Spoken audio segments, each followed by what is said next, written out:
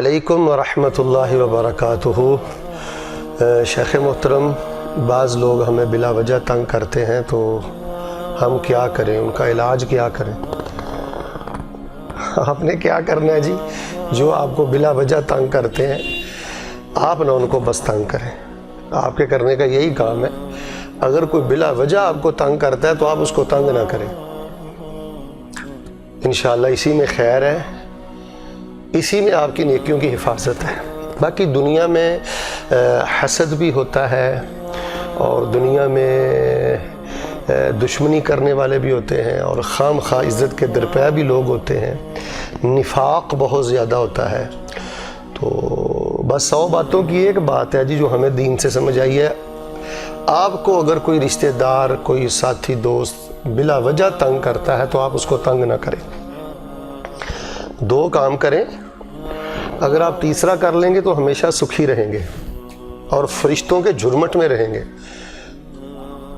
لیکن کم از کم 2 کام ضرور کریں۔ ایک کام ہے وَأَعْرِضْ عَنِ الْجَاهِلِينَ، حسد کرنے والے، بلا وجہ مخالفت کرنے والے، آپ کی عدم موجودگی میں آپ کی عزت اور شخصیت کے خلاف بلا وجہ باتیں کرنے والے، ان سے آپ اعراض کریں، منہ موڑ کر رکھیں، منہ پھیر کر رکھیں۔ کیا معنی؟ توجہ ہی نہ دیں، سنی ان سنی کر دیں، اعراض کریں۔ یہ حکم ہے، جاہلوں سے اعراض کرنے کا حکم ہے، جو اللہ آپ کو صلہ رحمی کا حکم دیتا ہے، جو اللہ آپ کو اخلاق عالیہ کا حکم دیتا ہے، جو اللہ تعالیٰ آپ کو درگزری معافی کا حکم دیتا ہے، وہی اللہ آپ کو قرآن میں حکم دیتا ہے کہ جاہلوں سے اعراض کریں۔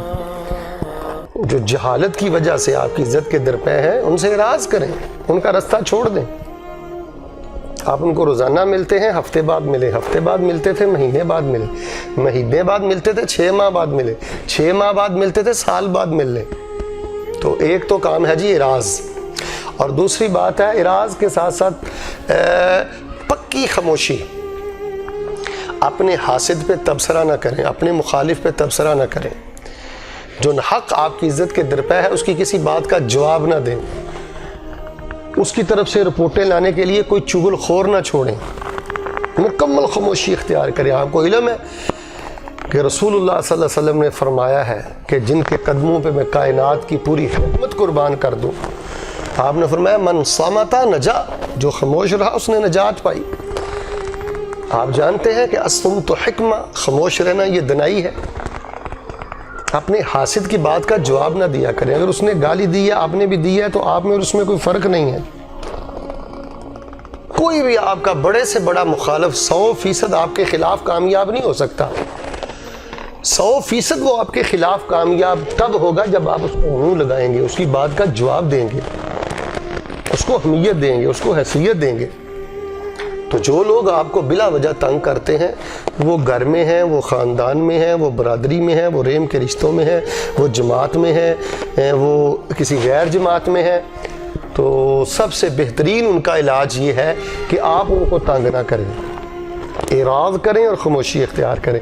تیسرا کام آپ کر لیں تو آپ کی تو دنیا بھی جنت ہے جی، پھر تو آپ کے لیے خوشیاں ہی خوشیاں ہیں۔ وہ کیا ہے کہ آپ ان کے لیے تنہائی میں اللہ تعالیٰ سے ہدایت کی دعا کیا کریں، ہدایت کی دعا کیا کریں اور کہا کریں یا اللہ میں ان کا معاملہ تیرے سپرد کرتا ہوں۔ جب آپ ان کو اپنی دعا میں اللہ کی سپرد کر دیں گے، اللہ تعالیٰ بہت اچھے انتقام لینے والا ہے، اللہ تبارک و تعالیٰ بہت اچھی گرفت کرنے والا ہے، پکڑ کرنے والا ہے، وہ سب معاملات کو بخوبی جاننے والا ہے۔ آپ نے ایک بڑا اہم سوال کیا ہے جی، میں نے بڑے بڑے دنا لوگوں کو دیکھا ہے، کوئی حاسد، کوئی مخالف، کوئی منافق اور کوئی کینہ پرور جب تھوڑی سی اذیت دیتا ہے، کوئی خلاف باتیں کرتا ہے، تو میں نے بڑے بڑے دنا لوگوں کو دیکھا ہے، وہ اٹھتے ہیں، وہ خوفنا ہو جاتے ہیں، وہ گالیاں دیتے ہیں، اور وہ بھی اپنی نجی محفلوں میں غیبت اور اگلیاں کرتے ہیں۔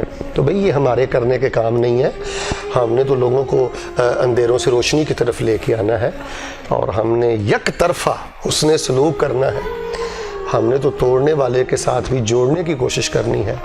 اللہ تبارک و تعالیٰ مجھے اور آپ کو اخلاق عالیہ نصیب فرمائے۔ ظاہروں، حاسدوں، مخالفوں، دشمنوں اور بلا وجہ تنگ کرنے والوں سے اعراض کرنے کی توفیق دے، ان کے معاملے میں خاموش رہنے کی توفیق دے، اور اللہ پاک ان کی ہدایت کے لیے ہمیں دعائیں کرنے کی توفیق عطا فرمائے، اور اللہ ان کے شر سے بھی ہمیں محفوظ فرمائے۔